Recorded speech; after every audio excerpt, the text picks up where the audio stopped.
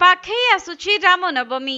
चैत्र नवरात्रि उपलक्षे स्वतंत्र सुना रूपरे खचित वस्त्र परिधान करिवे रामलला। तेबे आजिठु चैत्र नवरात्रि आरंभ हेउथिबारु रामनवमी पर्यंत प्रभु स्वतंत्र वस्त्र परिधान करिवे।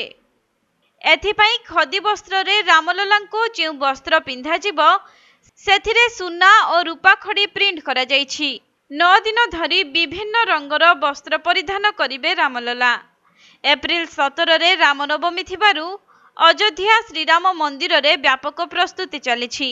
तेबे जनवरी 22 तारिख रे रामललांको प्राण प्रतिष्ठा होइथिला। आउ चलित वर्ष भव्य मंदिर रे प्रभुंकर प्रथम करी रामनवमी पूजा अनुष्ठित हेबो। सेथिपाई अयोध्या समेत समग्र देश रे भव्य प्रस्तुति करा जाइछि।